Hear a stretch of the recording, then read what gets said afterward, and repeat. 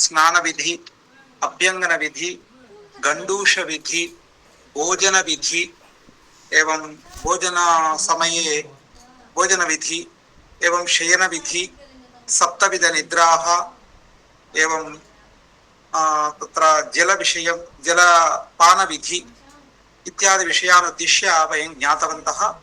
एवमेव प्रज्ञापराधः इति विषयम् अधिकृत्यापि ज्ञातवन्तः। आचार रसायनं, यदि आचारः अस्माकं रसायनमिव अस्माकं देहस्य पोषकं भवति, मनसः तुष्टिं ददाति। एवं प्रकारेण एतादृशविषयाः एतावत्पर्यन्तं ज्ञातवन्तः। अनन्तरं केचन विषयाः अवशिष्टाः सन्ति। देहविज्ञानम् आयुर्वेदवाङ्मयम्, आयुर्वेदवाङ्मयं देहविज्ञानं च। आयुर्वेदवाङ्मयविषये परिचये केचन विषयाः उक्ताः मया। पुनः एकवारं पश्यामः। आयुर्वेद अवतरणे विभिन्नमतानुसारम् आयुर्वेदाचार्यपरम्परा चरक एवं प्रकारेण वर्तते। आयुर्वेद आचार्य परंपरा, तत्र चरक संहितायाम् एक प्रकारः वर्तते, ब्रह्मवैवर्त पुराणे अन्यथा वर्तते, एवं सुश्रुत संहितायाम् अन्यथा वर्तते। तत् कथमस्ति इति प्रमाणपुरस्सरं वयं ज्ञातुं प्रयत्नं कुर्मः। आदौ चरकोक्त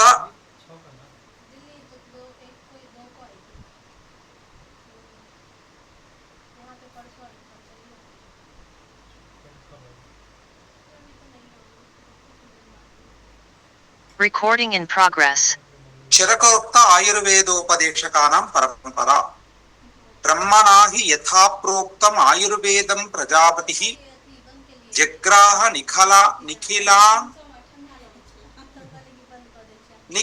निखिलेनादावश्विनौ तु पुनस्ततः अश्विभ्यां भगवान् शक्रः प्रतिपेदेह केवलम् ऋषिप्रोक्तो भरद्वाजस्तस्मात् चक्रमुपागमत् अथ मैत्री परः पुण्यम् आयुर्वेदं पुनर्वसुः शिष्येभ्यो दत्तवान् षड्भ्यः सर्वभूतानुकम्पया अग्निवेशश्च भेलश्च जतुकर्णः पराशरः हारीतक्षारपाणिश्च जगृहुस्तन्मुनेर्वचः इति चरक संहितायां तत्र आयुर्वेद परंपरा कथं वर्तते इति वदति। ब्रह्मणा हि यथा प्रोक्तम् आयुर्वेदं प्रजापतिः। आदौ ब्रह्मा न केवलम् आयुर्वेद विषये, अन्यत्र अस्माकं भारतीयानां शास्त्र परंपरा पद्धतिः एवमेव भवति। आदौ तत्र यतो हि शिव अथवा ब्रह्मणः मुखात् एवं प्रकारेण अस्माकं मूलस्थानं तत्र केचन ग्रन्थाः ब्रह्मस्थानमिति कथयन्ति, केचन शिवः इति एवं प्रकारेण वर्तते। अत्र आयुर्वेद परंपरायां तत्र आदौ ब्रह्मणा हि यथा प्रोक्तम् आयुर्वेदं प्रजापतिः। ब्रह्मा तदनन्तरं प्रजापति उवाच। प्रजापतिः అశ్విని దేవతలు ఇంద్రునికి, ఇంద్రుడు భరద్వాజమునికి, భరద్వాజుడు పునర్వసు, ఆత్రేయ, అగ్నివేశుడు, భేలుడు, జతుకర్ణ, పరాశర మొదలైనటువంటి వారికి ఉపదేశించారు. ఆ విధంగా ఈ ఆయుర్వేదం అనేటువంటిది చాలా విస్తృతిని పొందింది అని ఆయుర్వేద ఆచార్య పరంపరను మనకు చరక సంహితలో సూత్రస్థానంలో 1వ అధ్యాయంలో ఈ శ్లోకాల్లో చెప్పడం జరిగింది. కాబట్టి బ్రహ్మణా హి యథా ప్రోక్తం ఆయుర్వేదం ప్రజాపతిః జగ్రాహ నిఖిలేనాదా అశ్వినౌ తు పునస్తతః అశ్విభ్యాం భగవాన్ శక్రః. అశ్విభ్యాం అశ్విని దేవతలకు భగవాన్ శక్రుడు, శక్రః అంటే ఇంద్రుడు. ప్రతిపేదే చ కేవలం. ఋషి ప్రోక్తో భరద్వాజః, ఇంద్రుడు భరద్వాజునికి చెప్పడం. తస్మాత్ శక్రముపాగమత్, శక్రుడి నుండి పొందాను. అథ మైత్రీ పరః పుణ్యం ఆయుర్వేదం పునర్వసు, భరద్వాజు నుండి పునర్వసు. శిష్యేభ్యో దత్తవాన్ షడ్భ్యః, పునర్వసు ఏం చెప్పాడంటే షడ్భ్యః 6 శిష్యులకు ఉపదేశించాడు. ఎవరు అనంటే వాళ్ళు అగ్నివేశుడు, భేరుడు, జతూకర్ణుడు, పరాశరుడు, హారీతుడు, క్షారపాణి మొదలైనటువంటి వారు ఈ ఆయుర్వేద గ్రంథాలను, ఆయుర్వేద విజ్ఞానాన్ని పొందారు అని చరకుడు చెప్పినటువంటి ఒక విధానం. సుశ్రుతుడు ఏం చెప్పాడు అని అంటే అంతేనండి, కొద్దిగా మారుతుంది. బ్రహ్మ ప్రోవాచ తథా ప్రజాపతి రతి జగే తస్మా అశ్వినౌ అశ్విభ్యాం ఇంద్రః ఇంద్రాదహం మయాద్విహ ప్రదేయమర్తిభ్యః ప్రజాహిత హేతోః. బ్రహ్మ ప్రోవాచ, ముందు బ్రహ్మ చెప్పాడు. బ్రహ్మ ఎవరు చెప్పారు? ప్రజాపతికి. ప్రజాపతి రతి జగే, ప్రజాపతి పొందాడు బ్రహ్మ నుండి. తస్మాత్, ఆ ప్రజాపతి నుండి, అశ్వినౌ, అశ్విని దేవతలు, అశ్విభ్యాం, ఆ అశ్వి దేవతల నుండి, ఇంద్రః, ఇంద్రుడు, ఇంద్రాత్, ఇంద్రుడి నుండి, అహం అంటే ధనవంతరి, సుశ్రుత సంహితలో చెప్తున్నాడు ధనవంతరి, మయా, నా నుండి, ప్రదేయం అర్థిభ్య ప్రజాహిత హేతు, ప్రజలకు మేలు చేకూరాలనేటువంటి ఒక ఉద్దేశంతో నేను కొంతమందికి చెప్పాను. దానిలో జౌపదీనావహ, జౌరభ్ర అని మనకు వారి యొక్క ధనవంతరి తర్వాత వచ్చినటువంటి వాళ్ళ పేర్లు వినబడుతూ ఉంటాయి. కాబట్టి ఇది సుశ్రుత ప్రోక్తమైనటువంటి ఆయుర్వేద పరంపర. అలాగే వాగ్భటోక్త ఆయుర్వేదోపదేశకానాం పరంపర ఏవం విద్యతే. బ్రహ్మా స్మృత్వా ఆయుషో వేదం ప్రజాపతి అజిగ్రహత్ సోష్వినౌ తౌ సహస్రాక్షం సోత్రిపుత్రాదికాన్ మునీన్ తేగ్నివేశాది కాంస్తే తు పృథక్ తంత్రాని తేనిదే. బ్రహ్మా స్మృత్వాయుష, బ్రహ్మ ఆయుర్వేదాన్ని స్మరించాడు అని చెప్పాడు ఇక్కడ. వేదం ప్రతి అజిగ్ర, బ్రహ్మ నుండి ఏం చేశాడు? ప్రజాపతి పొందాడు.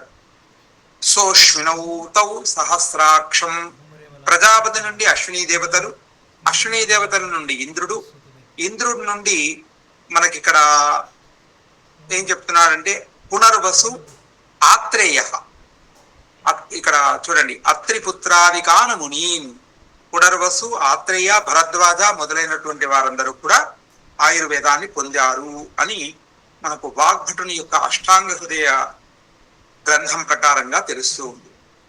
ఇక పురాణాల్లో కూడా మనకు ఆయుర్వేద పరంపర అనేటువంటిది విశేషంగా, అంటే పురాణాలన్నీ కూడా ఎన్సైక్లోపీడియాస్, మనకు విజ్ఞాన సర్వస్వ గ్రంథాలుగా అనేక విషయాల యొక్క సంకలనంగా మనకు పురాణాలు, అష్టాదశ పురాణాలు కనబడుతూ ఉంటాయి. దాంట్లో ప్రముఖంగా ఒక 3 పురాణాల్లో ప్రధానంగా, అంటే మిగతా చోట అక్కడక్కడ కనబడుతుంది, కానీ ఆయుర్వేదము ప్రధానంగా సింహభాగం, ప్రధాన భాగంగా ఏంటంటే అగ్ని పురాణంలో, అలాగే గరుడ పురాణంలో, ఇలా అక్కడక్కడ బ్రహ్మవైవర్త పురాణం, ఇలా కొన్ని పురాణాల్లో ఆయా సంబంధమైనటువంటి కొన్ని ఆయుర్వేద సంబంధమైనటువంటి విషయాలు ప్రస్తావించబడ్డాయి. ఈ బ్రహ్మవైవర్త పురాణంలో ఎలా ఉంది అని అంటే ధన్వంతరి, దివోదాసు, కాశీ రాజా, అశ్విని కుమారవు, నకులుడు, సహదేవుడు, చ్యవనుడు, జనకుడు, ఇది పరంపర కాదు, ఆయుర్వేద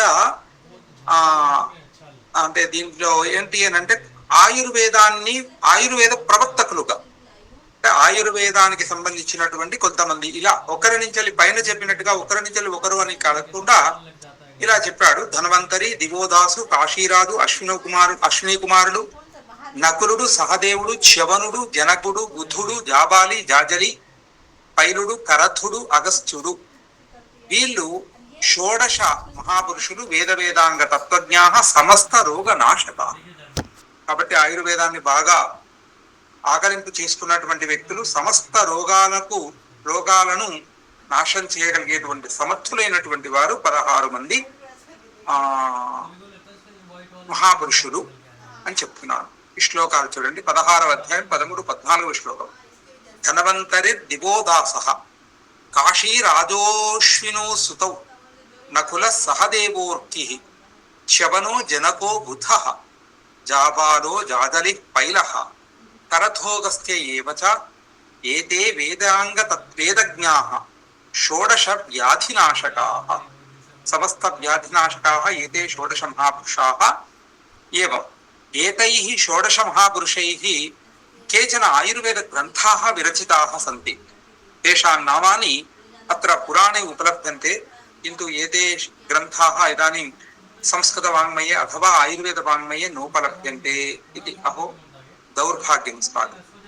चिकित्सा तत्त्वविज्ञानं धन्वन्तरिः, चिकित्सा कौमुदी काशीराजु, वैद्यक सर्वस्व नकुलुडु, ज्ञानार्णतन्त्रं यमः, వైద్య సందేహ భంజనం జనకుడు, తంత్రసారః జాబాలి, నిదానం పైలహ, ద్వైధ తంత్రం అగస్త్యుడు, చికిత్సా దర్పణం దిబోదాసు, చికిత్సాసారః అశ్విని కుమారుడు, వ్యాధి సింధు మర్దనం సహదేవుడు, జీవదానం శవనుడు, సర్వసారః బుద్ధుడు, వేదాంగసారః జాజరిః, సర్వధర తంత్రం కరకుడు.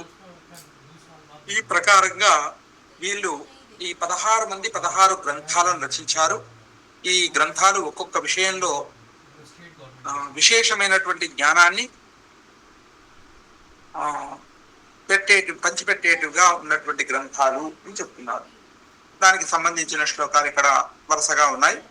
చికిత్సా తత్వ విజ్ఞానం నామం తంత్ర మనోహరం, ధన్వంతరిశ్చ భగవాంశ్చకార ప్రథమే సతి, చికిత్సా దర్పణం నామ దివోదాసశ్చకారసః, చికిత్సా కౌముదీం దివ్యాం కాశీరాజశ్చకారసః, తంత్రం వైద్యక సర్వస్వం నకులశ్చ చకారసః, చకార సహదేవశ్చ వ్యాధు సింధు విమర్దనం, జ్ఞానార్ణవం మహాతంత్రం యమరాజశ్చకారః, శవనో దీవదానంచ చకార భగవాన్ ఋషిః,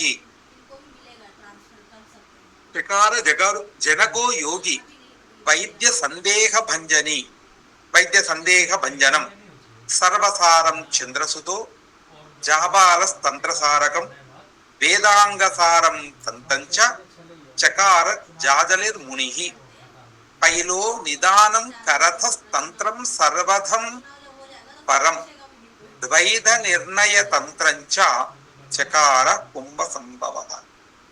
బ్రహ్మవివర్త పురాణం 16వ అధ్యాయం 15 నుండి 21 శ్లోకాలు. ఇక్కడ గమనించండి, ఇందాక చెప్పినటువంటి శ్లోకాలన్నిటికీ కూడా సమ్మరీ ఇది ఈ చార్టు. ఇక్కడ చరక మతం, సుశ్రుత మతం, వాగ్భట మతం, ఇక్కడ 2 ఇంకా వీటి శ్లోకాలు ఇక్కడ చెప్పినది. భావమిశ్ర మతం ఒకటి, కాశ్యప మతం ఒకటి ఇక్కడ 2 ప్రస్తావించబడ్డాయి. ఇవి 6 మతాల ప్రకారంగా ఆయుర్వేద ఋషి పరంపర, ఆయుర్వేద ప్రవర్తకుల యొక్క పరంపర ఏ విధంగా ఉంది అనేటువంటిది మనకి చార్ట్ ద్వారా మొత్తం క్లియర్ గా తెలిసే అవకాశం ఉంటుంది, తెలుస్తుంది.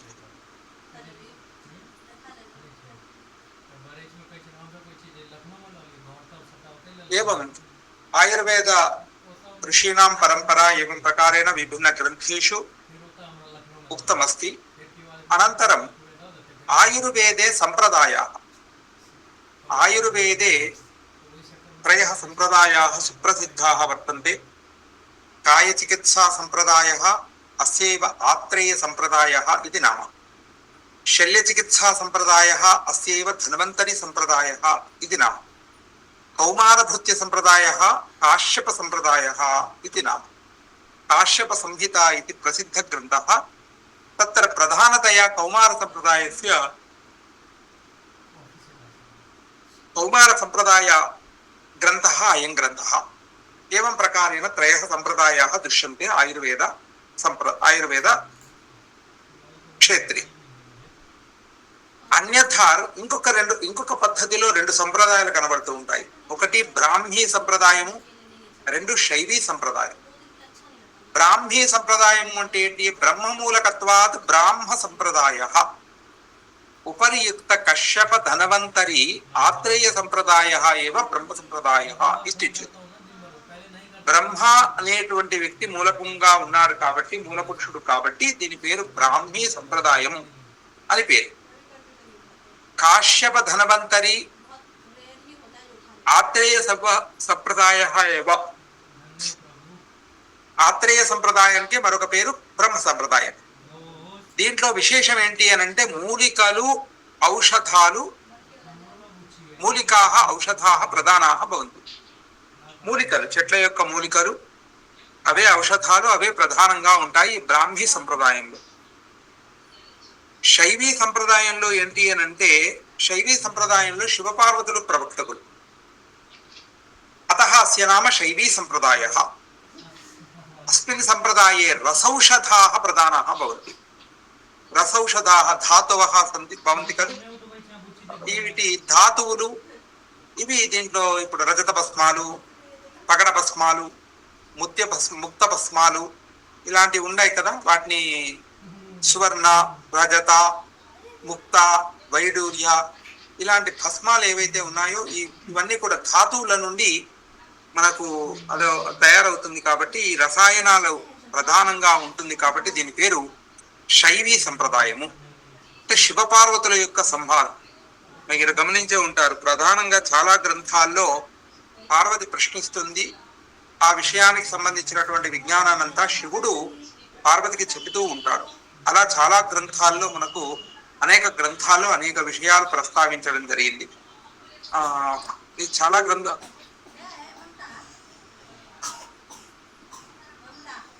గ్రంథాల్లో మనకి పరంపర కనబడుతుంది. శివపార్వతుల యొక్క సంవాదం, ఉమామహేశ్వర సంవాదే, శివపార్వతి సంవాదే, ఇలా అనేక రకాలైనటువంటి పేర్లతోటి మనకు ఇది కనబడుతుంది. కాబట్టి ఇక్కడ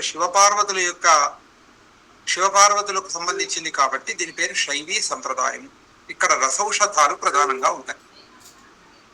బ్రాహ్మీ సంప్రదాయంలో మూలికలు ప్రధానంగా ఉంటాయి.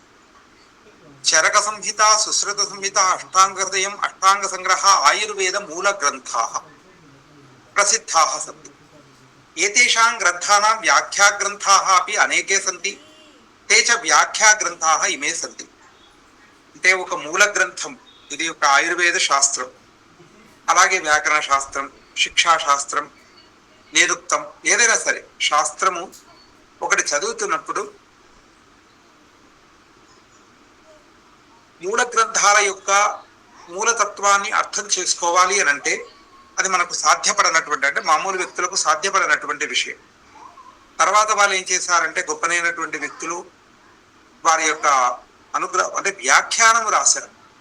వ్యాఖ్యానం ద్వారా మనకు మూలగతమైనటువంటి విషయాలు, ఇంకా అంటే మూలకర్త కూడా ఊహించినంతగా ఈ వ్యాఖ్యాకారులు చాలా చోట్ల రాశారు. అట్లాగే మనకు ఇప్పుడు బ్రహ్మసూత్రాలకు, భగవద్గీతకు అనేక భాష్య గ్రంథాలు, వ్యాఖ్యా గ్రంథాలు. ఆ వ్యాఖ్యా గ్రంథాలు ఏంటి అని అంటే ఇప్పుడు భాగవతం ఉంది చూడండి. భాగవతానికి దాదాపు 21 వ్యాఖ్యానాలు ఉన్నాయి. అలాగే జన్మాద్యస్య యతోన్వయాది అనేటువంటి ఒక మంగళ శ్లోకము భాగవతంలో వచ్చేటువంటి మొదటి శ్లోకానికి 108 వ్యాఖ్యాకారులు వ్యాఖ్యానాన్ని చేశారు. అంటే ఆ వ్యాఖ్యాన బాహుల్యం వల్ల ఏంటి అని అంటే మనకు వారి యొక్క అభిప్రాయాలు తెలుస్తాయి. కాబట్టి దాన్ని సరళీకరించే విధానం, అంటే దాన్ని చెప్పే విధానం బాగుంటే మనకు కొద్దిగా అర్థమయ్యేటువంటి అవకాశము. అందులో మూలతత్వాన్ని యాస్టీజ్గా ఒకే పదం ద్వారా మనం అవగాహన చేసుకోలేనటువంటి అల్పమేధస్సు, అల్పాయుష్యత్వం ఇలాంటివన్నీ కారణాలు ఉన్నాయి కదా.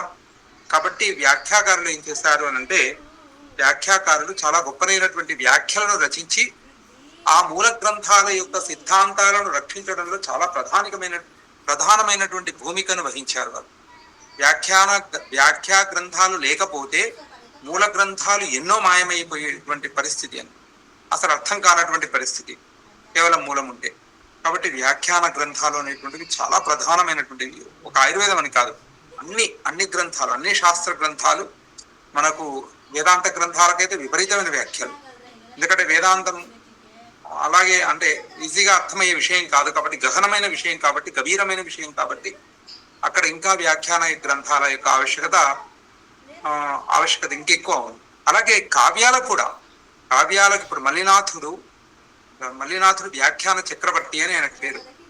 కాబట్టి మల్లినాథుడు ఆయన పంచకావ్యాలకు, అలంకార శాస్త్ర గ్రంథాలకు, అలాగే న్యాయశాస్త్ర గ్రంథాలకు, వేదాంత శాస్త్ర గ్రంథాలకు చాలా గొప్పనైనటువంటి దాదాపు ఒక 18 గ్రంథాలను, వ్యాఖ్యా గ్రంథాలను రచించాడు.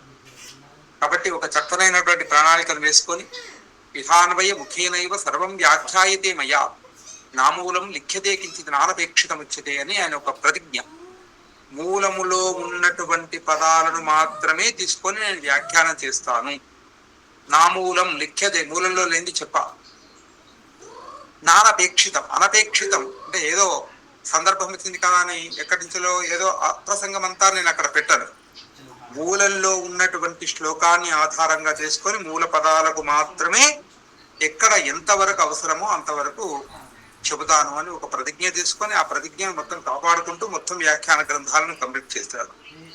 కాబట్టి వ్యాఖ్యానం యొక్క లక్షణం ప్రధానం ఏంటంటే పదచ్ఛేద, పదార్థోక్తి, విగ్రహో, వాక్యయోజన, ఆక్షేపస్య సమాధానం, వ్యాఖ్యానం పంచలక్షణం అని మనకు వ్యాఖ్యానము ఒక 5 లక్షణాలతో కూడుకుంటుంది.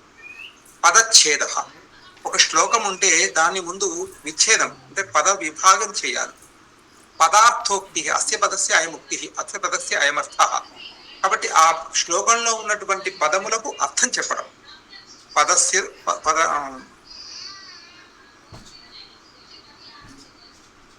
పదార్థోక్తి, విగ్రహో, వాక్యయోజన. విగ్రహం అంటే విగ్రహము అంటే ఏంటి ఇక్కడ అంటే మనకు విగ్రహము అంటే సమాస పదాలు. ఇప్పుడు మనకు మల్లినాథుని యొక్క దాంట్లో ఎక్కడ ఏమైనా ఒక వాక్యం వస్తే ఒక శబ్దం ప్రయోగిస్తారు కవి. ఆ శబ్దము సమాస పదం ఏంటి, శబ్దం ఏంటి, సంధి ఏంటి, అక్కడ అది ఏ వ్యాకరణ సూత్రం ద్వారా శిక్షిస్తుంది, దానికి సంబంధించిన విషయం అంతా కూడా చెప్తారు. కాబట్టి విగ్రహం వాక్య యోజనం, వాక్యాన్ని యోజనం. ఆక్షేపం అంటే ఎక్కడైనా ఒక ఆక్షేపాన్ని చెప్పుకోవడం, దాన్ని సమాధానం కూడా చెప్పడం. ఈ విధంగా వ్యాఖ్యానం అనేటువంటి ఈ లక్షణాలతో ఉంటుంది. భాష్యం కూడా అంతే. ఇప్పుడు వ్యాకరణానికి మహాభాష్య గ్రంథం, బ్రహ్మసూత్రాలకు శాంకర భాష్యం, రామానుజ భాష్యం, అలా చాలా భాష్య గ్రంథాలు, ఒక అనేక భాష్య గ్రంథాలు మనకు కనబడుతూ ఉంటాయి. కాబట్టి ఇక్కడ భాష్య గ్రంథానికి కూడా ఇదే లక్షణం కలిగి ఉంటుంది.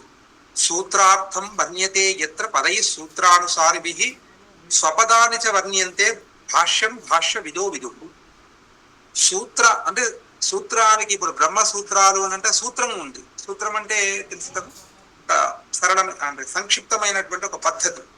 శ్లోకం తర్వాత మనకు సూత్రవాంగ్మయం బాగా డెవలప్ అయింది సంస్కృతంలో. కాబట్టి అథాతో బ్రహ్మ జిజ్ఞాస సూత్రం. అలాగే ఇప్పుడు వ్యాకరణంలో అదేం గుణ సూత్రం అంటే అల్పాక్షరం అసందిగ్ధం సారవత్ విశ్వతోముఖం అస్తోభం అనవద్యంచ సూత్రం సూత్ర విదో విదుహు. సూత్రం సూత్రస్య లక్షణం అని సూత్రం యొక్క లక్షణం. తక్కువ అక్షరాలు ఉండాలి, సారవత్తంగా ఉండాలి, కష్టంగా ఉండకూడదు, సరళంగా అర్థమై, ఇలా దాని లక్షణాలన్నీ కూడా చెప్పారు. అలాగే అంటే భాష్యం యొక్క లక్షణం ఏంటి అని అంటే సూత్రార్థం వర్ణ్యతే, ముందు సూత్రమును వర్ణించడం. సూత్రగతమైనటువంటి పదాలను, సూత్రగతములైనటువంటి పదాలను ఆధారంగా చేసుకొని ఆ పదాలకు అర్థాలు చెప్పడం ఒక స్టెప్. స్వపదాన్ని తాను కూడా గొప్ప వ్యాకరణి అయిన వాడే వ్యాకరణాన్ని ముట్టుకుంటాడు. కాబట్టి తన యొక్క అభిప్రాయాన్ని చెప్పడం, ఇలా చెప్పేదాన్ని భాష్యము అని అంటారు. కాబట్టి వ్యాఖ్యానం, ఇప్పుడు వ్యాఖ్యానము అనేటువంటిది ఏంటి అంటే విశేషం. ఆఖ్యానం అంటే చెప్పడం అంటే విశేషమైన ఆఖ్యానం వ్యాఖ్యానం అంటే గొప్పగా చెప్పడం, విస్తృతంగా చెప్పడం, వివరించి చెప్పడం, విశేషంగా చెప్పడం. ఇదంతా కూడా వ్యాఖ్యానం యొక్క లక్షణం. కాబట్టి చరక సంహిత ఇంతకుముందు మనం చెప్పుకున్నాము. ఇక్కడ ఒకసారి ఇక్కడ చరక సంహిత యొక్క వ్యాఖ్యా గ్రంథాలు భట్టర హరిచంద్ర, ఈయన చరక న్యాసమణి, స్వామి కుమార చరక సంచిక, ఆషాఢవర్మ పరిహారవర్తిక, క్షీరస్వామి దత్త చరకవార్తిక, జచ్చట నిరంతరపద, నరదత్త బృహత్తంత్రదైవ, అమిత ప్రేమ చరకన్యాస. ఇలా శతాబ్దాల పేరు కూడా ఇక్కడ శతాబ్దాలు కూడా మెన్షన్ జరిగింది.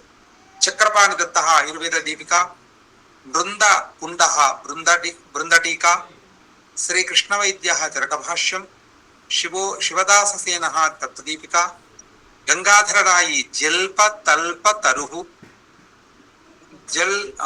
యుగేంద్రనాథసేన చరకాపస్కార, జ్యోతిష చంద్ర సరస్వతి చరక ప్రదీపిక. ఈ ప్రకారంగా ఇవన్నీ కూడా చరకుని యొక్క చరక సంహిత పైన వచ్చినటువంటి వ్యాఖ్యానాలు. అన్ని దొరకట్లేదండి, కొన్ని మాత్రమే ఉన్నాయి, ఒకటో రెండో అంత అందుబాటులో. సుశ్రుత సంహితకు శ్రీమాధవ టిప్పని. టిప్పని అంటే నోట్స్ అండి, దాని పేరు టిప్పని. మనకు కొన్ని పదాలు వినబడతాయి. టిప్పని, టీకా, వ్యాఖ్య, వివృతి, వృత్తి ఇలాంటి పదాలు. కానీ ఇవన్నీ విశేషమైనటువంటి లక్షణాలు కలిగినటువంటి శబ్దాలు. ఆయా సందర్భాలను బట్టి ఉపయోగిస్తూ ఉంటారు, వాళ్ళు ఆ పేరు పెడుతూ ఉంటారు. బ్రహ్మదేవ, ఇది లేదు, కనబడట్లేదు. గయదాస, సించకాదిక న్యాయ చంద్రిక, భాస్కర సంచిక, చక్రపాణిదత్త భానుమతి, దలహన నిబంధ సంగ్రహ, తారాచంద్ర సుశ్రుతార్థ సందీపని అని సుశ్రుత సంహితకు వచ్చిన వ్యాఖ్యా గ్రంథం.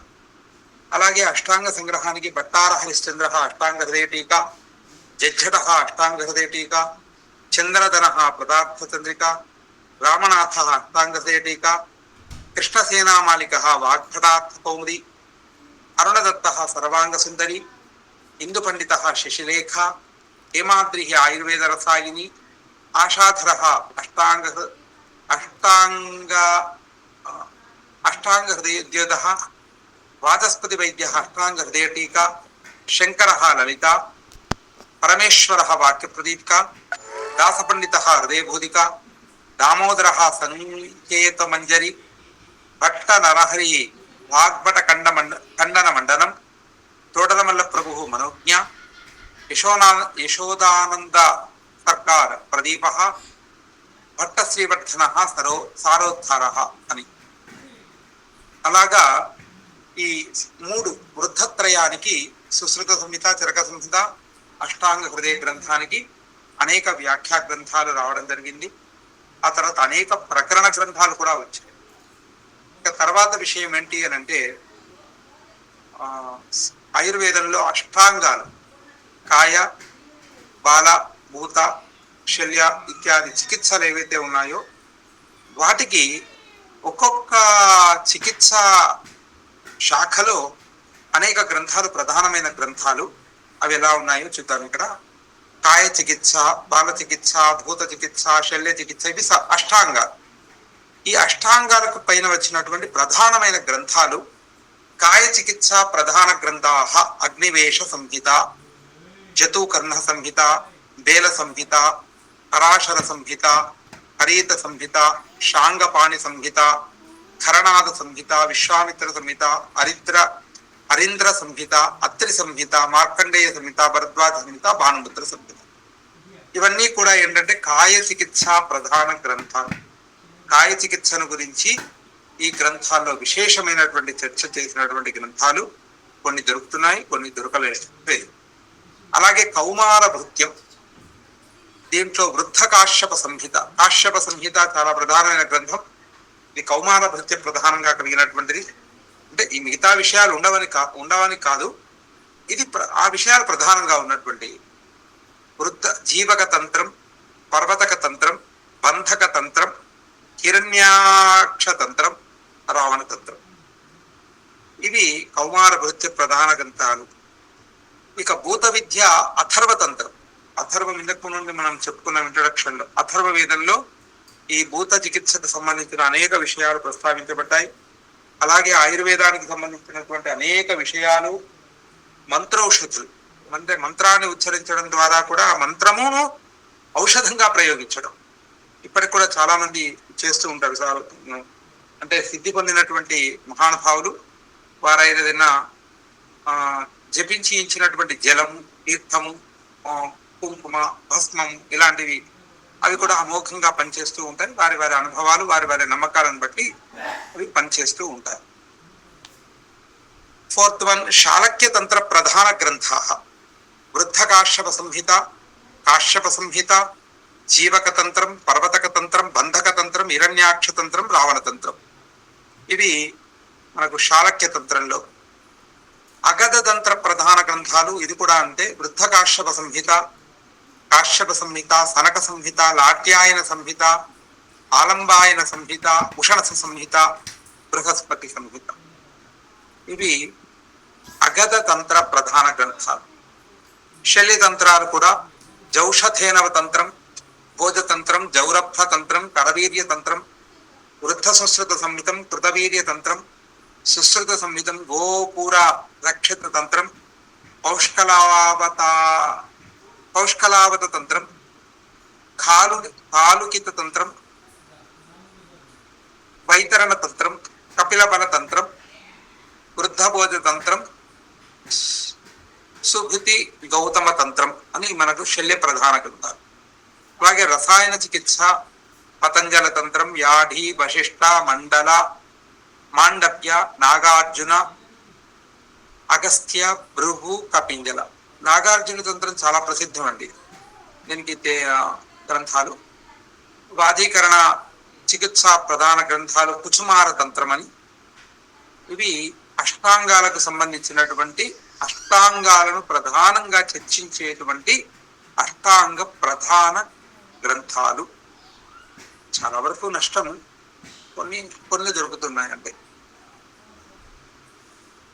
ఇక కాశ్యప సంహితలో కొన్ని రోగ భేదాలు చెప్పారు. దీన్నే దోషాలు అనొచ్చు, దోష వికృతులు అనొచ్చు, వికృతులు అనొచ్చు. ఏకో రోగో రుజాకరణ సామాన్యాది భార్గవ ప్రమితి. రోగము ఒకట, రెండా, మూడా, ఇది ఒక పెద్ద చర్చ. ఆ విషయంలో కాశ్యప సంహితలో చెప్పినటువంటి ఒక విషయం ఇది. ఏకో రోగ రుజాకరణ సామాన్యాది భార్గవ ప్రమితి. ద్వౌ రౌగౌ నిజాగంతుశ్చేతి వాయుర్వేద. త్రయో రోగాః సాధ్య అప్యసాధ్యా ఇతి కాంకాయనః. చత్వారో రోగాః ఆగంతు వాత పిత్తక త్రిదోషదాః ఇతి కృష్ణో భరద్వాజః. పంచరోగాః ఆగంతుక వాత పిత్త కఫ త్రిదోషదాః ఇతి దారువాహో రాజర్షిః. షడ్రోగాః షడ్రసత్వాద్ అన్నపానస్యేతృషి షడ్భ్యః. సప్తరోగాః ఏకైక ద్విత్రి దోషాగంతు నిమిత్తా వైదేహో నిమిః. అపి అసంఖ్యేయాః సమీహానాధి దోష భేదాదితి వృద్ధజీవకః. ఏవం అనవస్థానముపలభ్యాః భగవాన్ కశ్యపో ద్వావేవ ఖలు రోగౌ నిజాగంతుష్ట తావనేక విస్తారావితి అని కాశ్యప సంహితలో, అంటే తనకంటే ముందున్నటువంటి ఆచార్యులందరూ కూడా చెబుతూ రోగాలు ఒకటా, రెండా, మూడా, నాలుగా, ఐదా, ఆరా, ఎనిమిదా అని చెప్పుకుంటూ వచ్చి ఆయన తన యొక్క సిద్ధాంతాన్ని, అంటే తాను తన యొక్క అభిప్రాయాన్ని కూడా చెప్పారు. ఇక్కడ గమనించండి, ఈ పైన చెప్పిన గద్యకే ఇదొకటి. రుజాకరణ సామాన్యత్వాత్ ఏకః రోగః. ప్రమితి భార్గవుడు అనే ఆయన పేరు. ఆయన ఏం చెప్తున్నారంటే రుజ అంటే రోగం,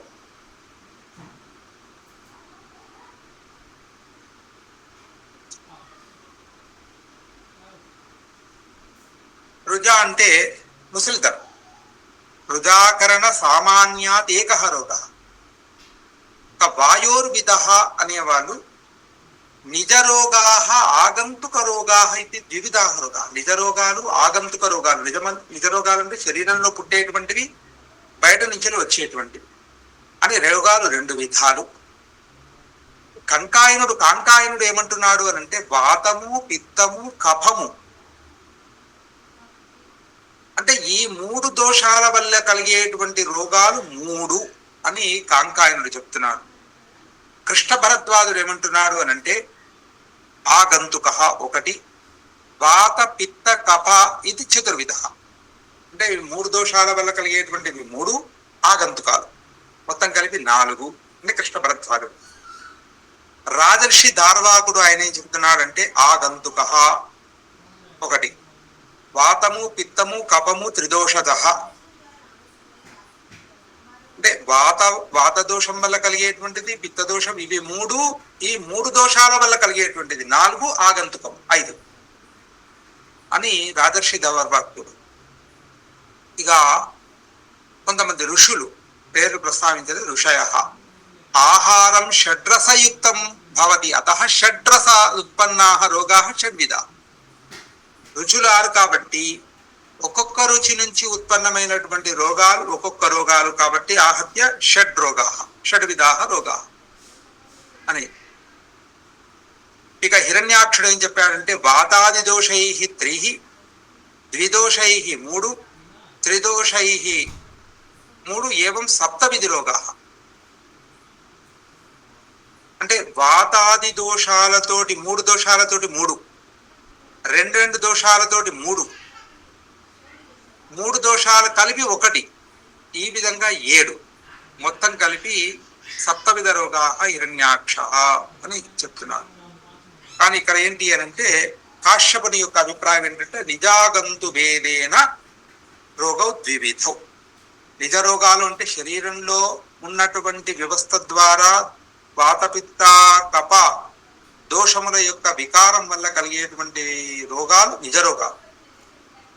ఆగంతుకాలు, ఎక్కడైనా దెబ్బ తాకడం, యాక్సిడెంట్ కావడం, ఇలాంటివన్నీ బయట నుంచి వచ్చేటువంటి వాటి వల్ల వచ్చేటువంటివి ఆగంతుకాలు. మొత్తం ఆహత్య 2 రకాలు అని తన యొక్క పూర్వాచార్యులు అథవా సమకాలికులు చెప్పినటువంటి ఇతరుల యొక్క అభిప్రాయాలని కూడా ప్రస్తావించి తన యొక్క అభిప్రాయాన్ని కూడా చెప్పాడు.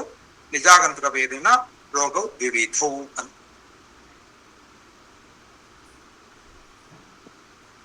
ఇక తర్వాత ఏం చెప్తున్నాడు అని అంటే వికారము రూపము, సమానత్వము ఆరోగ్యం కదా ముందు చెప్పుకున్న వాక్యం. కాబట్టి అశీతిర్ వాతికారోగా 40 పైత్తికా 20 కపజా ప్రోక్త వాతరోగాన్ నిబోధమే. కాశ్యప సంహిత సూత్రస్థానం 19. అశీతిర్ వాతిక అంటే వాత వికారం వల్ల కలిగేటువంటి దోషాలు రోగాలు 80. రోగా 40 పైత్తికా. పైత్తికా అంటే పిత్త రోగానికి సంబంధించినటువంటి పిత్తజన్య రోగాలు 40. 40 20 కపజాహ, కఫం వల్ల కలిగేటువంటి కపదోషం వల్ల కలిగేటువంటి రోగాలు 20. కాబట్టి ప్రోక్త వాత రోగాన్ని నిబోధమే. ఇది నేను చెప్తున్నాను వరుసగా అంటూ చెప్తున్నాను. కాబట్టి వాత రోగాలు 80, పిత్త రోగాలు 40, కఫ రోగాలు 20. దీంట్లో మనకు మన కష్టము అంటే మనకు ఏదైనా ఇబ్బంది వచ్చినప్పుడు ఇక్కడ నొప్పి, అక్కడ నొప్పి, ఇలా నొప్పి చెబుతూనే ఉంటుంటారు. పాపం వాళ్ళు వింటూ ఉంటారు. కానీ ఏంటి అని అంటే ఈ నొప్పులు అన్ని కలిపి ఒకటే, వాతం. అలాగే ఇక్కడ చూడండి, పాదభ్రంశ, పాదశూల, శూలం అంటే నొప్పి, నఖ భేద, విపాదిక, పాదసుక్తి, వాతకుడ, వాతగుల్ప, అనిలగ్రహ, గృద్ధసి. సారీ సార్ ఇవి చాలా వాత రోగాలు కానీ పిత్త రోగాలు కానీ ఉన్నాయి కదా సార్. ఇవి కొంచెం తెలుగులో చెప్పుకుంటూ వెళ్దామా సార్? ఒక్కొక్క దానికి పాదభ్రంశ, పాదశూల అట్లా నేను కూడా చెప్పలేను. ఇవేంటంటే పేర్లు అది ఉన్నాయండి. వీటి పేర్లు మరి వాళ్ళు కూడా ఇప్పుడు అసలు ఈ టెర్మినాలజీని వీళ్ళు ఎంతవరకు ఉపయోగిస్తున్నారో తెలియదు. కానీ అన్నిటికీ చెప్పలేని పరిస్థితి అండి. గ్రంథాలు చూసా నేను, ఎక్కడైనా దొరుకుతాయని. కానీ వీటికి ఈ పేర్లు మెన్షన్ చేశారన్నట్టు అంతే.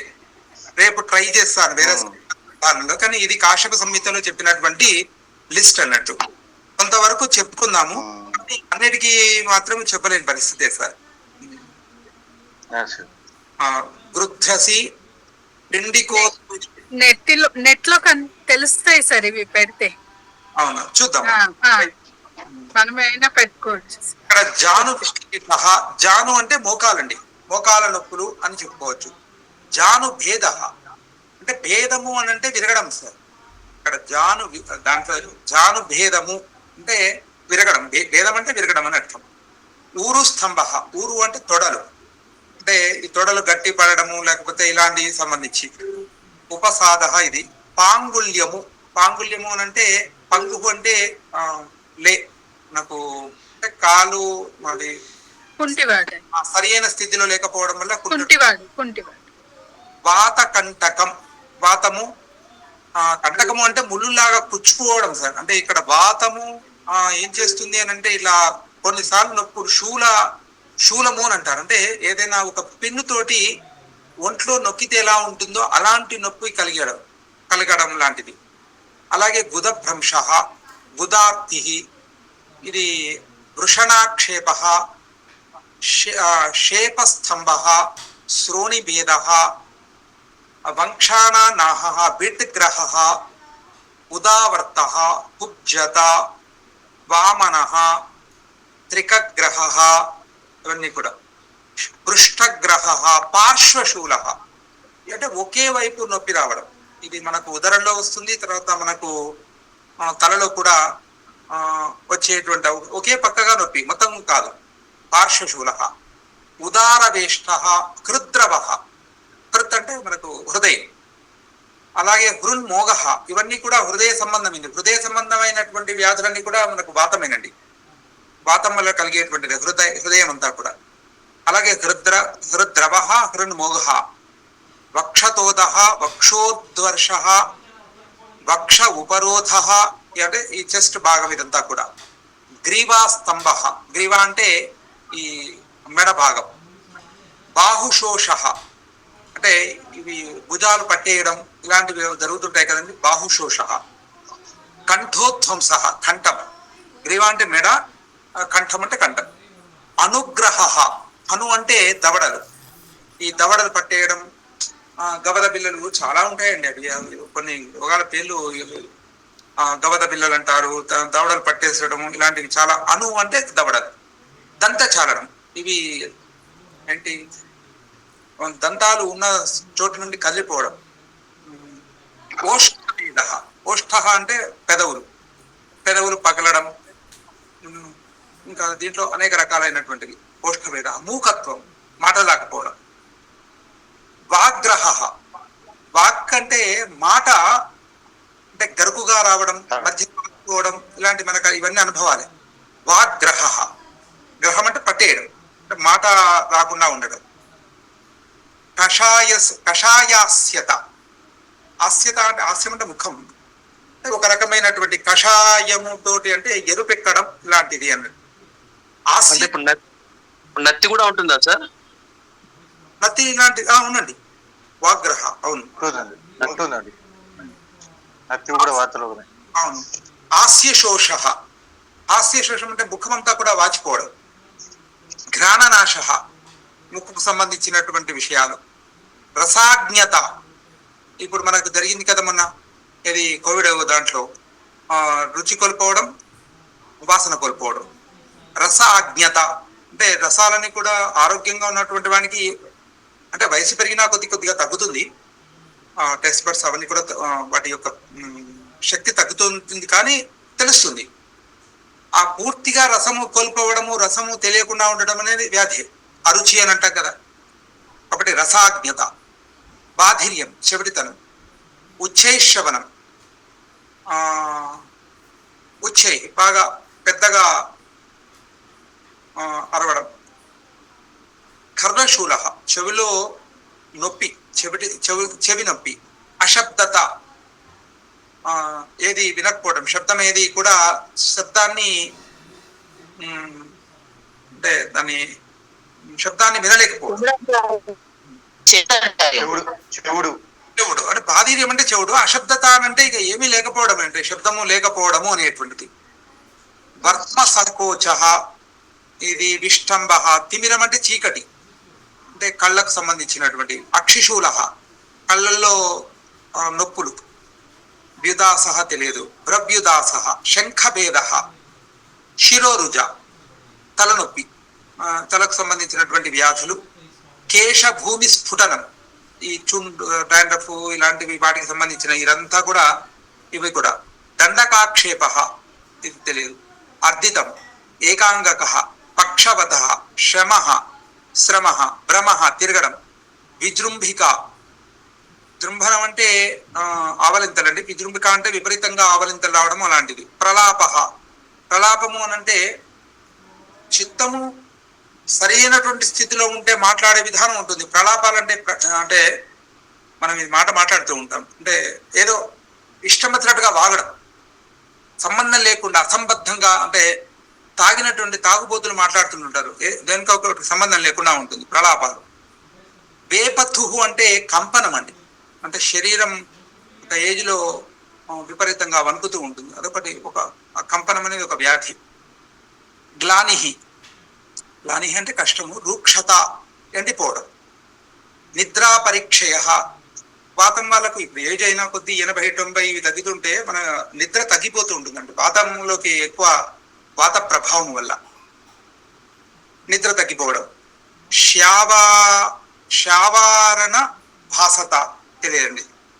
అనవస్థానం అంటే ఒక చోటుగా కుదురుగా ఉండకపోవడం. అవస్థ అంటే కరెక్ట్ గా ఉండడం. అనవస్థ అంటే ఒక స్థిరంగా లేకపోవడం. హిక్క ఎక్కిళ్ళు. శ్వాస నెట్టూర్పులు. విషాద బంధ్య అనపత్యం అంటే సంతానం కలగకపోవడం. షండత్వం పురుషత్వం హాని. ప్రతిశ్యాయ ఇవన్నీ కూడా ఏంటి అని అంటే వాత లక్షణ సమన్వితా సర్వేపి వాతరోగ రూపేణ పరిగణించు. ఇవన్నీ కూడా వాత దోషం వల్ల కలిగేటువంటి వ్యాధులు. ఎక్కువ ఇదే ఎక్కువ 80 వ్యాధులు ఇవే రకాలు. దీంట్లో కాంబినేషన్ 1, 2, 3 ఇట్లా ఒక కాంబినేషన్ 1, 2 కలిస్తే ఇంకో కాంబినేషన్, 1, 2, 3 కలిస్తే ఇంకొకటి, ఇలా మనకు వ్యాధులు అనేటువంటివి ఇక్కడ పేర్కొనడం జరిగింది. దీనికి సంబంధించిన శ్లోకాలు పాదభ్రంశ పాదశూలం నఖభేదో విపాదిక పాదసుప్తిర్ పాదకుడో వాదకుల్పో నిలగ్రహ గృధ్రసి పిండకోద్వేష్టౌ జాను విశ్లేష భేదకౌ ఊరు స్తంభోరుపాదౌ చ సాంగుల్యం వాతకంటకః గుదభ్రంశో గుదార్తిశ్చ వృషణాక్షేపకస్తథా శేపస్తంభ శ్రోణి భేదో వంక్షానానాహ విడ్ గదౌ ఉదావర్తోత కుబ్జత్వం వామనత్వం త్రికగ్రహ పృష్ఠగ్రహ పార్శ్వశూలం ఉదరావేష్ట హృద్రవౌ కృన్మోహో వక్షసస్తోదో వక్షోద్ధర్షోపరోధకౌ గ్రీవాస్తంభో బాహుశోష కంఠోధ్వంసో హనుగ్రహ దంతచాలౌష్ఠభేదౌ చ మూకత్తం వాగ్రహస్తథా కషాయస్యాస్య శోషౌ చ ఘ్రాణనాశో రసాజ్ఞత భాదిర్యముచ్చైశ్రవణం కర్ణశూలమశబ్దత వర్త్మ సంకోచ విష్టంబౌ తిమిరం శూలమక్షిషు యుదాసో ప్రవ్యుదాసశ్చ శంఖభేద శిరోరుజ స్ఫుటనం కేశభూమేశ్చ దండకాక్షేపకోర్దితం ఏకాంగకః పక్షవథః శ్రమ భ్రమ విజృంభికాః ప్రలాపో వేపథుర్గ్లానీ రౌక్ష్యం నిద్రా పరీక్షయః శ్యావారుణావభాసత్వం అనవస్థానమేవ చ ఇక్కా శ్వాసౌ విషాదశ్చ బంధ్యాత్వం షాండ్యమేవ చ అని కాశ్యప సంహిత సూత్రస్థానం 21, 29. ఇక పిత్త వికారాలు. పిత్తం అంటే వేడి. పిత్తం ఇది అంటే ఓషః ప్లోషః. భ్రమః అంటే తిరగడం. దాహం అంటే మొత్తం ఎండిపోవడం. వమధుః అంటే అని అంటే మాటికి వామిటింగ్స్ కావడం. ధూమకం ధూమం అంటే పొగ. ఆమ్లకః పులుపు. అంతర్దాహ శరీరంలో బాగా దాహంగా వేయడం. జ్వరః అత్యుష్ణత శరీరం టెంపరేచర్ మామూలు నార్మల్ కంటే ఎక్కువగా ఉండడం. అతిస్వేద విపరీతంగా చెమటలు కారడం. అంగదాహ అవయవాలని కూడా అంటూ అంటే వేడి విపరీతంగా వేడి ఉండడం. త్వగ్దాహ చర్మం యొక్క. శోణిత క్లేద రక్తము అంటే బ్లడ్ టెంపరేచర్ అది రక్తములో మనకు రక్తం యొక్క. మాంసక్లేద మాంసంలో. శీర్ణ అంటే అవయవాలు విరగడం శీర్ణం. మాంసపాక మాంసం. చర్మదలము అని అంటే ఇక్కడ గమనించండి. ఈ చర్మ వ్యాధులు ఏవైతే ఉన్నాయో అవన్నీ కూడా పిత్త వికారాలు. చర్మానికి సంబంధించినటువంటి ఇప్పుడు ఏంటి మనకు బాగా వినబడేది అది మొండి వ్యాధి. చర్మ వ్యాధులన్నీ కూడా పిత్త దోషం వల్ల కలిగేటువంటి వ్యాధులే. చర్మదాలము బాగా ఉంటుంది కదండి ఇప్పుడు. సోరియాసిస్ సోరియాసిస్, అర్టికేరియా అని కూడా వస్తుందండి ఒళ్ళంతా. అది కూడా. అవన్నీ కూడా ఏంటంటే చర్మ వ్యాధులన్నీ కూడా మనకు ఈ పిత్త ప్రకోపం వల్ల కలిగేటువంటి రక్త విస్ఫోట, సర్పి సర్పి సర్పి, రక్తపిత్త, కోఠ, కక్ష, హారిద్ర, నీలిక, కామల, ఇవన్నీ వాటి పేర్లండి. గజ్జి, తామర ఇవన్నీ అంటుంటాయి కదండి, అవన్నీ చర్మ వ్యాధులు. అవన్నీ చర్మ వ్యాధులన్నీ కూడా పిత్త ప్రకోపం వల్ల వచ్చేటువంటివి. తిక్త వక్రత్వం, రక్తగంధాస్యత, అతృప్తి, పూతివక్రత, జీవాదానం, తమః, తృష్ణ, మేఘపాక, పాయుపాక, జలపాక, అక్షిపాక, హాస్యపాక, హరిద్రామూత్రం, హారిద్ర బిట్ అంటే మూత్రం పచ్చగా అది అంటే ఎల్లో కలర్ లో రావడం. అలాగే గలపాక, గలము అంటే కంఠం. అలాగే అక్షిపాక, హాస్యపాక, ఇవన్నీ కూడా ఏంటి అని అంటే ఈ చర్మ వ్యాధులన్నీ కూడా మనకు అన్ని రకాలైనటువంటి చర్మ వ్యాధులు ఈ పిత్త దోషం వల్ల వచ్చేటువంటివి ప్రధానంగా. కాబట్టి పాకహ అంటే ఏంటండి? పాకహ అంటే అదే ఇక్కడ పాకహ అంటే పాకము అని అంటే ఇక్కడ పాకము మారడం అండి. పాకము అని అంటే ఇప్పుడు మనకు మంట ఇక్కడ మంట అని కాదండి. ఇది ఏంటంటే పాకము అంటే ఒక స్టేజ్ నుంచి ఇంకొక స్టేజ్కి మారేదాన్ని పాకము అని అంటాం. ఇప్పుడు మనం తండ్రుదాన్ని బియ్యం పోసి పెడతాము, అదేం చేస్తారు, తండ్రుల నుంచి అన్నంకు మారుతుంది. దాన్ని అంటే విక్లుప్తి, ఒక మారే ప్రక్రియను పాకము అని అంటాము. కానీ ఇక్కడ మరి అది బోధపడట్లేదండి. అక్షిపాక అని అంటే ఇన్ఫ్లమేషన్ లాంటిదండి. ఇన్ఫ్లమేషన్. తృష్ణ అంటే బాగా దాహం, అంటే శరీరంలో ఉష్ణత్వము బాగా పెరగడం వల్ల కలిగేటువంటి విషయాలండి. ఇవన్నీ కూడా మనకు పిత్తము బాగా అయితే ఏంటి అని అంటే మనకు మోషన్లో మంట, తర్వాత మూత్రం కలర్ మారడం. ఇప్పుడు మామూలుగా ఏదో ప్రయాణంలో ఉండి రోజు తాగేటువంటిది నీరు కొద్దిగా తాగితే వెంటనే మూత్రం కలర్ మారిపోతుంది. ఇలా ఇవన్నీ కూడా మనకు ఈ పిత్త వ్యాధులు, పిత్త వికారాలు 40గా చెప్పారు. ఓష, క్లోషో, భ్రమో, దాహో, వమధుర్, ధూమ, కామ్లకౌ, అంతర్దాహో, జరోత్యష్ణౌ, అతిస్వేదోంగ దాహక, త్వగ్ధాహ, శోణిత క్లేదో, మాంసక్లేదోంగ శీర్యనం, మాంసపాకశ్చర్మదల, రక్త విస్ఫోట మండలే, రక్తపిత్తంచ కోఠాచ, కక్ష్య హారిద్ర నీలకే, కామలా పిత్తవక్రత్వం, రక్తగంధాస్యత తథ. అంటే బాగా ఎరుపెక్కడం, రక్తగంధాస్యత, ముఖంలో బాగా ఎరుపెక్కుతూ ఉంటుంది.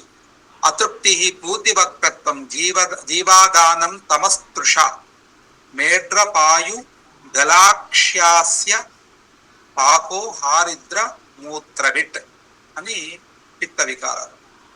కఫ వికారాలు చాలా తక్కువ అని 20. స్థిమితత, స్థిమితత్వం అంటే గురుత్వం. కఫము అంటే ఏంటి అని అంటే ఒకటే స్థిరంగా ఉండడం. తమస్సు, నిద్ర బాగా విపరీతంగా నిద్రపోవడం. నిద్ర. తంద్ర అంటే ఒక లేజినెస్. అతితృప్తి అంటే విపరీతంగా సంతృప్తి, అతితృప్తి. ముఖమాధుర్యం, ముఖం ఎప్పుడు మధురంగా ఉండడం. సంస్రావ, సంస్రావ అంటే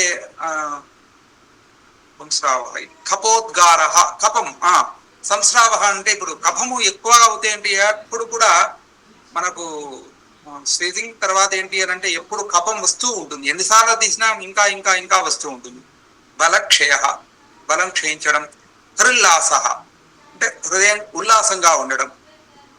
మలాధిక్యం, మలం ఎక్కువగా ఉండడం. ధమనలేపక, కంఠలేపక, ఆమహ, గలగండ.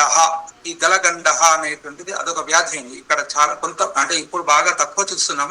ఇక్కడ ఇలా పెద్దగా కావడం వాళ్ళని చూస్తే బాగా అనిపిస్తుంది. పాపం బాగా వాళ్ళకి ఇబ్బంది, ఇలా కిందికి మీదికి కూడా అనుకోలేనటువంటి పరిస్థితి. వన్ని సాధ, ఉదర్ధ. థైరాయిడ్ కాదా సార్ గలగండ అంటే?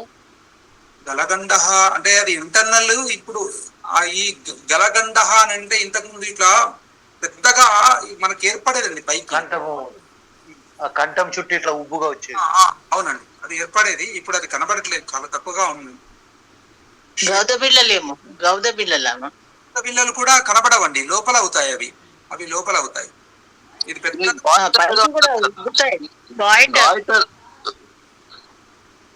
గాయిటర్ అంటారు, గాయిటర్. గొంతు చుట్టూ బాగా లావుగా శ్వేతమూత్రం, శ్వేతపురీషం. కాబట్టి ఇవన్నీ కూడా కఫ వికారాలుగా మనకు చెప్పడం జరిగింది. స్థౌమిత్యం, గురుతాంగస్య నిద్రా తంద్రాతి తృప్తయ, ముఖమాధుర్య సంస్రావ కపోద్గార బలక్షయా, పృల్లాసోథ మలాదిక్యం ధమనీ కంఠలేపకౌ ఆమంచ గలగండంచ వన్యసాద ఉదర్దకః, శ్వేతావ భాసతాంగానాం తథామూత్ర పురీషయో అని మనకు వాత వికారాలు, పిత్త వికారాలు, కఫ వికారాలు 20, 80, 40, 20 ఈ ప్రకారంగా చెప్పారు. కాబట్టి దీంట్లో కొన్ని ఇప్పుడు వ్యాధుల పేర్లు వేరే రకంగా పెట్టారండి, ఇక్కడ కొన్ని చెప్పారు. ఇంకా ఇవి వాళ్ళకే, ఎందుకంటే వాళ్ళు రెగ్యులర్ గా చేస్తుంటారు కాబట్టి వాళ్ళకే తెలుస్తుంది. ఇవి ప్రతి పదానికి అర్థం కూడా చెప్పలేను, అంటే ఇప్పుడు వాళ్ళు ఏమి యూజ్ చేస్తున్నారో కూడా తెలియదు, మా మోడర్న్ టర్మినాలజీ.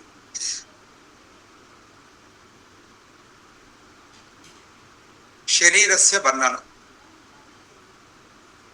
శరీరంలో ఉన్నటువంటి కాశ్యప సంహితలోనే శరీరస్థానే శరీర వర్ణనం విద్యతే. అస్థీనాం సంఖ్యా దశవిధ ప్రాణాః కోష్టాంగాని ప్రత్యంగాని ఇత్యేవం ప్రకారేణ వివిధ విషయాः ఉక్తా. అసలు మొత్తం బాడీనంతా కూడా మనకు అద్భుతంగా, ఏ మిషనరీ లేనటువంటి పరిస్థితుల్లోనే మనకు ఎన్ని రకాలుగా చాలా విశేషమైనటువంటి విశ్లేషణ చేశారు. శరీరగత అస్థీనాం సంఖ్య, మొత్తం బోన్స్ ఎన్ని, దంతాః 32, హస్తపాదాంగుల్య అస్థీని 60, మనకు హస్తపాద అంగుల్య అస్థిని 20 కాబట్టి మనకు మొత్తం 60. హస్తపాద శలాక అస్థిని 20, అంటే ఇలా పొడువుగా ఉండేటువంటి శలాకలాగా ఉండేటువంటి అస్థులు 20.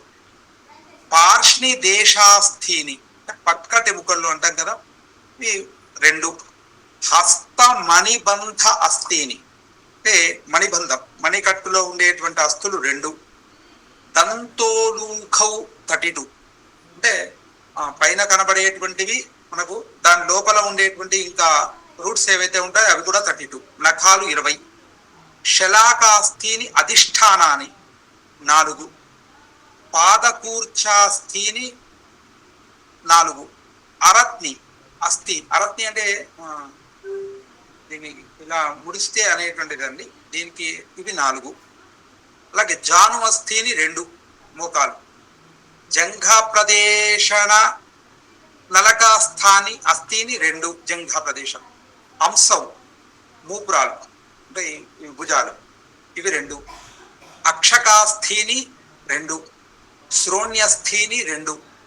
జత్రుదేశం 1.